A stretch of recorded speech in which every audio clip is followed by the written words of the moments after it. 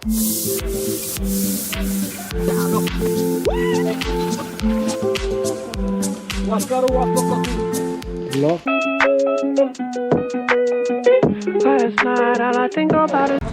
Guys, আসসালামু আলাইকুম। আজকে আমরা রাজেন্দ্রপুর এসেছি ওয়ান ব্রেক ট্রাস।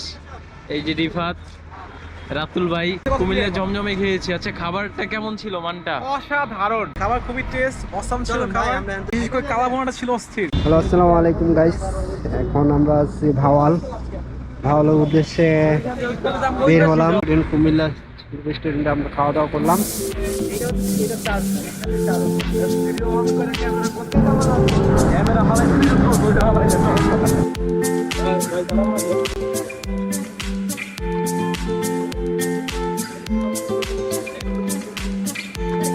ঢাকা থেকে মাত্র 40 কিলোমিটার দূরে অবস্থিত ভাওয়াল জাতীয় উদ্যান।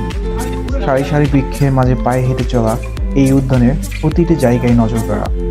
হাঁটতে হাঁটতে আপনি যদি ক্লান্ত হয়ে যান, তবে আপনার বসার জন্য রয়েছে অসংখ্য বেঞ্চ ও ছাউনি। এখানকার প্রাকৃতিক পরিবেশ ও বৈচিত্র্যময় প্রকৃতি মুহূর্তেই আপনাকে সতেজ করে দেবে। মূলত সবুজে ঘেরা কোলাহল মুক্ত পরিবেশের জন্য এই উদ্যানটা বিখ্যাত। একসময় এই উদ্যানে নানান প্রজাতির পশু পাখি বসবাস ছিল। বাঘ, কালো চিতা, চিতাবাঘ, হাতি, ময়ূর, মায়া হরিণ, হেকশিয়াল, বেজি, সেই সাথে কয়েক প্রজাতির সাপের দেখা মিলত এই বনে। না না, আপনি কি কোন ভিডিও করবো? ভিডিও চালু হয়ে গেছে, আহেন চমক চালো।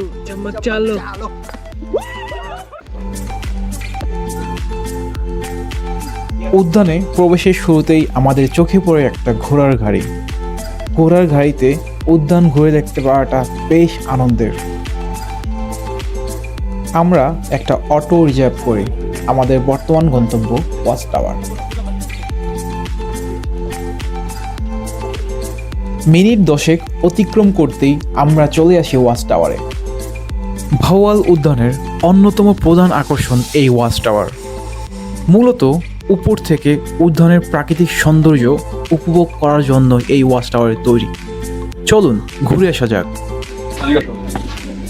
আমরা ওয়াচ টাওয়ার উঠতেছি, গাছের উপরে ময়লা, ঠিক আছে? গাছের উপরে ময়লা, ওই যে উপরে দেখো ঠিক আছে, নিচে নিচে নিচে দেখো, নিচে দেখো, ময়লার অভাব নাই, ঠিক আছে? কি অবস্থা, উপরে ভিউ দেখতে হবে।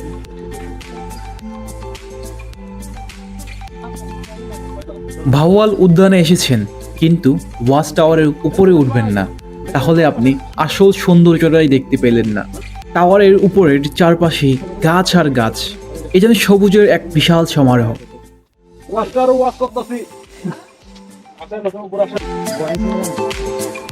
আমি নিশ্চিত এই দৃশ্য দেখার পর আপনার মন ভালো না হয়ে থাকতে পারে না।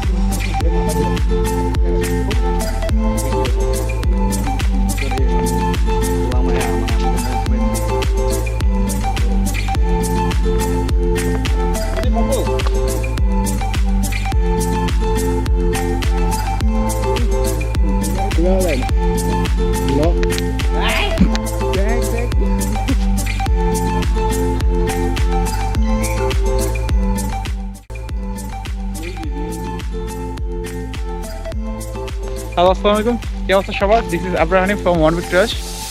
আজকে আমরা চলে এসেছি আমাদের গাজীপুরের ভাওয়াল উদ্যানে। এখানে আমরা এসে ঘোরাঘুরি করলাম অনেকক্ষণ। তো আমরা এখন আমাদের বাজিপথে রওনা দিচ্ছি আর কি। তো আমরা একটা জিনিস খেয়াল করলাম যে রাস্তার প্রত্যেকটা জায়গাতে হচ্ছে বিভিন্ন ধরনের ময়লা আবর্জনা পড়ে রয়েছে, যে কেউ চিপসের প্যাকেট, কখনো বিস্কিটের খোসা, সিগারেট, সো ইত্যাদি আর কি। আপনি সবসময় আমরা প্রত্যেক রাস্তা পাচ্ছি আর কি। হ্যালো হোয়াটসঅ্যাপ গাইস, আজকে আমরা এসেছি কই ভাই এটা এখানে কেন ঘুরতে এসেছি। আসার পর দেখলাম অনেক ময়লা আবর্জনা পড়ে আসছে। তো আমাদের আজকে শনিবারে ইভেন্টটা এখানে শুরু করে দিলাম।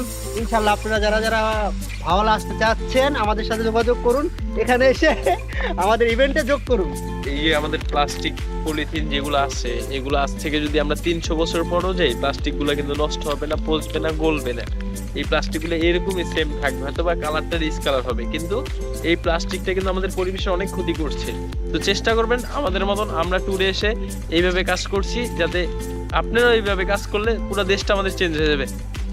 এই যে পলিথিন করে রয়েছে, দেখেন একটা জিনিস, এটা হয়তো বা বেশি দিন হয় না ফালানো হয়েছে, তো কালারটা ঠিক আছে। অনেক অনেক পলি আছে যেগুলো আমরা তুলছি, চিপসের প্যাকেট গুলো যে কালার একেবারে ডিসকালার হয়ে গেছে, তার মানে এটা অনেক দিনের। তো এটা নষ্ট হওয়ার জিনিস না, নষ্ট হবে না, মাটির সাথে মিশবে না। যে এই চিপসের প্যাকেটটা মেবি অনেক দিন হয়েছে, কালারটাই বোঝা যাচ্ছে যে কালারটা নষ্ট হয়ে গেছে।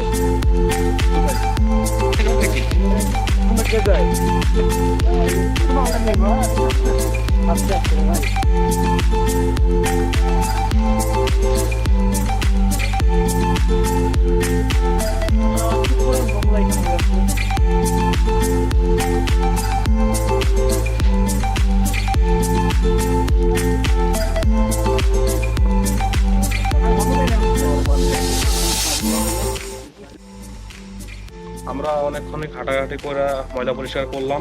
জঙ্গলের মধ্যে তেমন একটা ডাস্টবিন না থাকলেও বিভিন্ন কটেজের সামনে আমরা ডাস্টবিন দেখছি, তাই এটা একটা ভালো দিক। আমার মনে হয় জঙ্গলের মধ্যেও যদি কিছু ডাস্টবিন রাখা হয় তাহলে আমাদের পরিবেশটা আরো বেশি পরিষ্কার থাকবে। জুতা পিছনে লোহা লোহা দিয়ে হচ্ছে বাইরে অ্যাক্সেলের। Let's go. হ্যালো ভিউয়ার্স, আসলে আমরা প্রকৃতিতে ঘুরতে এসে আমরা যে প্রকৃতিটাকে নষ্ট করতেছি সে ব্যাপারে আসলে আমাদের খুবই গুরুত্বপূর্ণভাবে নজর দেওয়া উচিত। এবং ধরুন আপনি ঘুরতে এসে একটি চিপস খেলেন, আর এই চিপসের প্যাকেটটি হচ্ছে এখানে ফেলে রাখলেন, এটা যে প্রকৃতির জন্য একটা ক্ষতিকর এবং একটা হুমকি স্বরূপ, যেন হুমকির মুখে না পড়ে সে ব্যাপারে আমাদেরকে গুরুত্বপূর্ণভাবে খেয়াল রাখতে হবে যে আসলে আমরা কোথায় কি ফেলছি। বিশেষ করে হচ্ছে কি প্লাস্টিক যে জিনিসপত্রগুলো আছে সেগুলো অবশ্যই আপনি যে জায়গাগুলোতে ফেলছেন সেটা আসলে আমাদের জন্য প্রকৃতির জন্য একটা হুমকি স্বরূপ।